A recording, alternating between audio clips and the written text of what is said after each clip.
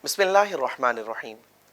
معزز ناظرین، رسول مکرم صلی اللہ علیہ وسلم کے مبارک معجزات کا بیان جاری ہے، اور کیا خوش نصیبی ہے کہ اللہ تعالیٰ نے ہمیں اپنے محبوب علیہ السلام کے مبارک ذکر کی توفیق عطا فرمائی۔ ناظرین، جب آپ علیہ السلام کے معجزات کے تذکرے ہوتے ہیں تو علماء فرماتے ہیں کہ آسمانی معجزات میں سورج کے واپس پلٹنے کا معجزہ، اس کا بیان انتہائی اہمیت کے حامل ہے۔ کثیر محدثین نے اسے اپنی کتابوں کے اندر بیان کیا۔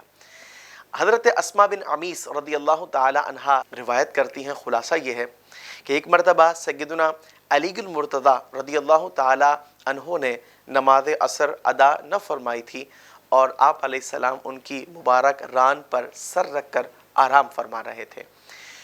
نزول وحی ہوا، سیدنا علی المرتضیٰ رضی اللہ تعالی عنہ اسی کیفیت پر رہے، اور جب وحی کا سلسلہ موقوف ہوا، سورج غروب ہو چکا تھا، یعنی نماز عصر اب قضا ہو چکی تھی۔ آپ علیہ السلام جب بیدار ہوئے اور حضرت علی رضی اللہ تعالی عنہ کا معاملہ واضح ہوا تو آپ نے اللہ تعالیٰ سے دعا کی، اے اللہ، علی تیرے اور تیرے محبوب علیہ السلام کی اطاعت میں تھے، تو سورج کو واپس پلٹا دے۔ اور ناظرین، ایسا ہی ہوا کہ ڈوبا سورج آپ کی رضا اور آپ کی منشا کے مطابق واپس پلٹ آتا ہے۔ کیا خوب شاعر نے شعر کہا، تیری مرضی پا گیا سورج پھرا الٹے قدم، تیری انگلی اٹھ گئی ماہ کا کلیجہ چر گیا۔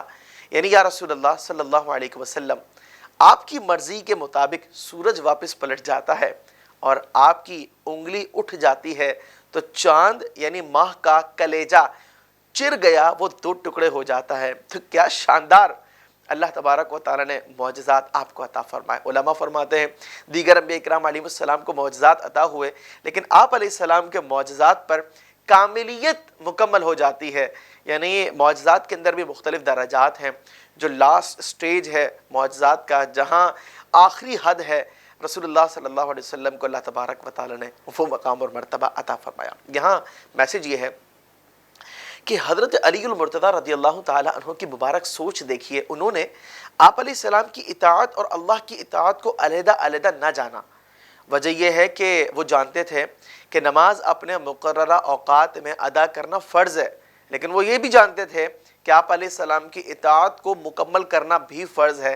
چنانچہ جب یہ دونوں چیزیں ایک مقام پر جمع ہو گئیں تو انہوں نے آپ علیہ السلام کی اطاعت پر ایسا نہیں کہ انہوں نے اللہ کی اطاعت کو اور آپ علیہ السلام کی اطاعت کو علیحدہ علیحدہ کر لیا، بلکہ وہ یہ جانتے تھے کہ وہ حضور علیہ السلام کی اطاعت میں ہے، سو وہ اللہ کی اطاعت میں ہے۔ قرآن کریم فرقان حمید میں بیان ہوا، من یطع الرسول فقد اطاع اللہ، جس نے رسول اللہ صلی اللہ علیہ وسلم کی اطاعت کی، تحقیق اس نے اللہ ہی کی اطاعت کی۔